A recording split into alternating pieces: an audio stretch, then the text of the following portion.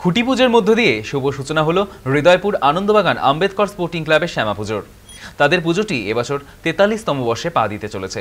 প্রতি বছরের মতো এবছরও পুজো ঘিরে উৎসবমুখর পরিবেশ। ক্লাব প্রাঙ্গণে ভক্ত ও স্থানীয়দের উপস্থিতিতে জমজমাট খুঁটি পুজোর অনুষ্ঠান। পুজোর মন্ত্র উচ্চারণের মধ্যে দিয়ে মুখরিত গোটা এলাকা।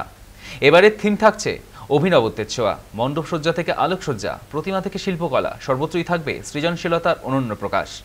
মাতৃ প্রতিমায় রূপায়ণে আনা হবে নান্দনিকতার বিশেষ ছোঁয়া, যা দর্শনার্থীদের মুগ্ধ করবে বলেই দাবি ক্লাব কর্তৃপক্ষের। শ্যামা পুজোকে ঘিরে হৃদয়পুর আনন্দবাগান এলাকা যেন পরিণত হতে চলেছে এক মিলন মেলায়। আলো, সঙ্গীত ও আনন্দে ভরে উঠবে চারিদিক। সব মিলিয়ে নজরকাড়া ভাবনায় এগিয়ে যাচ্ছে আম্বেদকর স্পোর্টিং ক্লাবের শ্যামা পুজো, যেখানে ঐতিহ্য আর আধুনিকতার মেলবন্ধনে গড়ে উঠতে চলেছে এক অসাধারণ উৎসবের আবহ।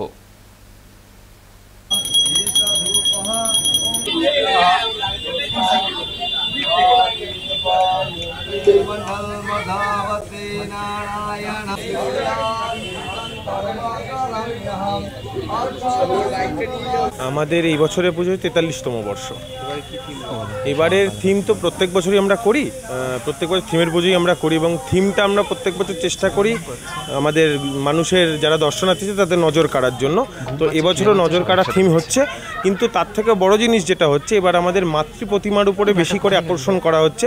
এইবারের যে মাতৃ প্রতিমা হচ্ছে এটা বারাসাতের প্রথমবার এরকম মাতৃ প্রতিমা করা হচ্ছে। আপনারা হয়তো ইয়েতেও দেখতে পাচ্ছেন, ব্যানারেও দেখতে পাচ্ছেন, ব্যানারে যে প্রতিমার মুখটি দেখছেন, বিগ্রহটি দেখছেন, ওটার অনুকূলে আমরা এই আমাদের মাতৃ প্রতিমাটি করছি। আজকে আমাদের খুঁটি পুজো ছিল, খুঁটি পুজোটি শুভারম্ভ হয়েছে এবং খুঁটি পুজো সম্পন্ন হলো। খুঁটি পুজো খুব ভালোভাবে হয়েছে এবং এটা আমাদের ৪৩তম বর্ষ। মণ্ডপসজ্জা আমি এবারের যেটা মণ্ডপসজ্জা থাকছে পুরোপুরি আমাদের ক্লাবের যারা যারা মেম্বাররা রয়েছে, যারা আর্টিস্টিক মেন্টালিটিতে বিলং করে, তারা নিজেরা মিলে সুন্দর করে ছবি, মায়ের বিভিন্ন মূর্তির বিভিন্ন রূপের যে ছবিগুলো তারা নিজের হাতে এঁকে মানে পুরো প্যান্ডেলের চারি সাইডে পুরো চারদিকে চারটে যে পিলার থাকছে ওখানে ওই ছবিগুলোই থাকছে এবং তার সঙ্গে সঙ্গে কাপড়ের সুন্দর কারুকার্য, লাইটের কারুকার্য সব টোটাল থাকছে।